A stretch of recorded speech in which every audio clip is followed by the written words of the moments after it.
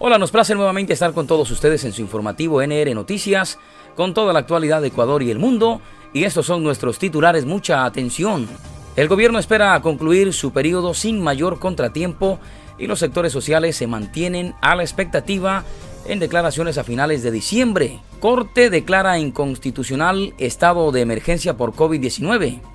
El Pleno de la Corte Constitucional, en sesión extraordinaria, el 27 de diciembre del año 2020, con voto de mayoría, ha declarado la inconstitucionalidad del decreto número 1217 del 21 de diciembre del año 2020, en el cual el presidente Lenín Moreno declaró el estado de excepción por calamidad pública en todo el territorio nacional por el contagio de COVID-19.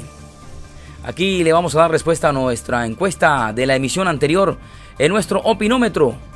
¿Cree usted que podría tratarse de otro caso de uso desmedido de la fuerza por parte de la Policía Nacional? Déjenos su comentario. Para un total de 1,010 votos, un 92% de las personas dijeron que sí, frente a un 8% que dijo que no. No olviden suscribirse a nuestro canal, activar la campanilla y darle me gusta a nuestro contenido. Vamos al desarrollo de las noticias. Mucha atención. El gobierno espera concluir su periodo sin mayor contratiempo y los sectores sociales se mantienen a la expectativa a más de un año de la conflictividad de octubre del año 2019. Recordemos, con el uso de fondos inyectados por los multilaterales en programas de ayuda social y deudas atrasadas. Ese fue el anuncio de la llegada de vacunas contra el COVID-19.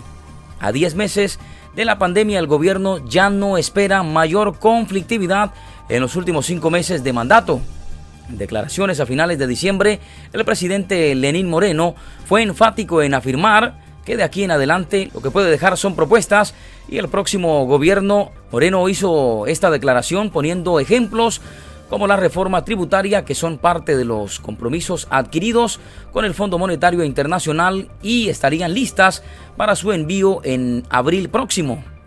Más allá de las preocupaciones de empresarios y trabajadores, el mandatario aseguró que en este proyecto no se propondría el aumento de impuestos, sino la optimización del cobro de los ya existentes, en especial a los evasores. En la propuesta también quedará la posible firma de un acuerdo comercial integral con Estados Unidos. Moreno alcanzó parte de estos acuerdos en diciembre del año pasado, en una primera fase, pero dependerá del próximo mandatario continuar la negociación de los temas sensibles como los productos agrícolas, aparte de la reforma tributaria y el acuerdo comercial con Estados Unidos.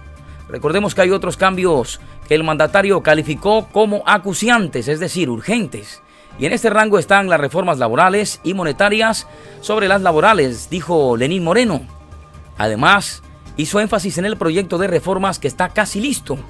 En noviembre pasado se pretendía, era la fecha clave, pero quedó para principios del mes de enero de este 2021. Así las cosas, el ministro de Trabajo, Andrés Isch, dijo que el proyecto será presentado cuando sea el momento oportuno.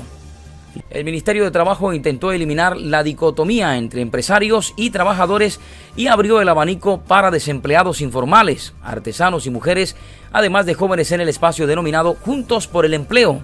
Esto con la finalidad de elaborar una propuesta de reforma estructural entre agosto y octubre, cuando se verán los resultados que están previstos para este comienzo de año.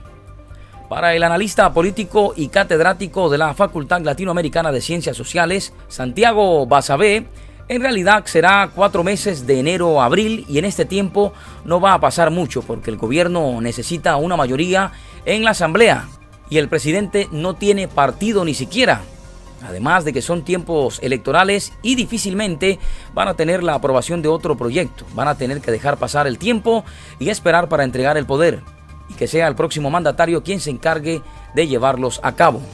No creo que puedan tener capacidad de mucho. Más que eso, sin pandemia, la permanencia del gobierno hubiera sido un tema de al menos discutirlo, expresó Basabe.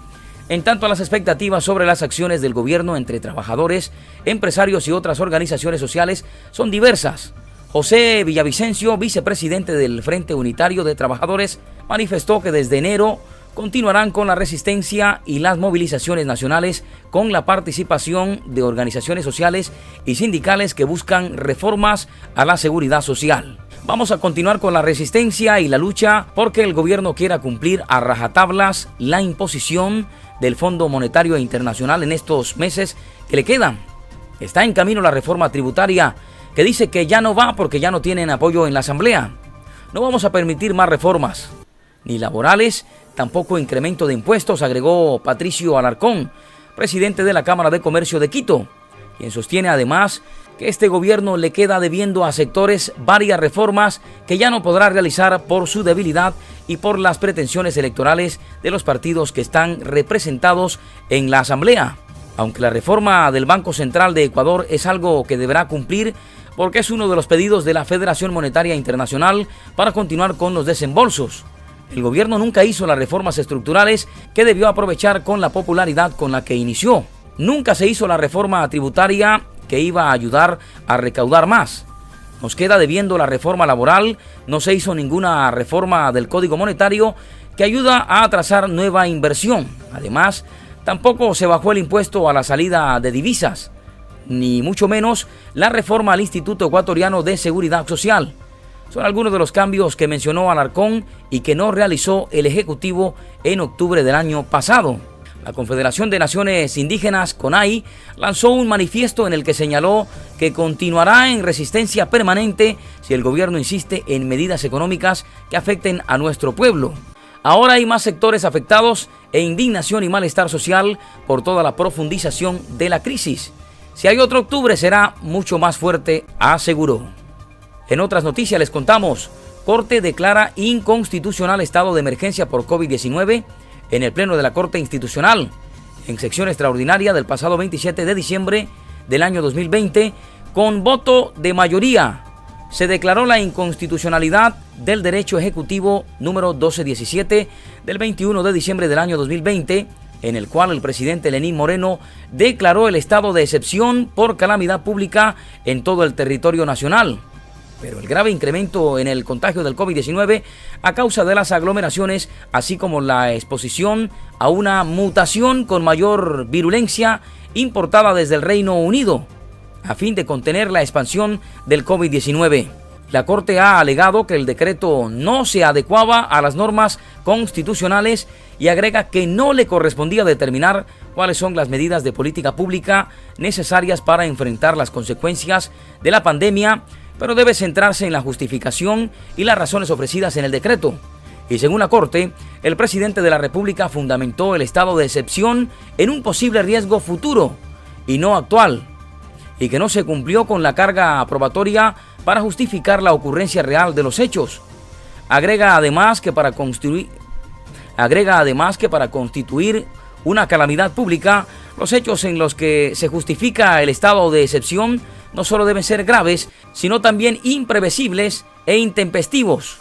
La Corte sostuvo además que transcurridos más de 9 meses de pandemia en Ecuador y en el mundo, tal situación dejó de ser sobreviniente y no se ha demostrado que los hechos que motivaron a la declaratoria no pudo ser superado a través del régimen constitucional ordinario.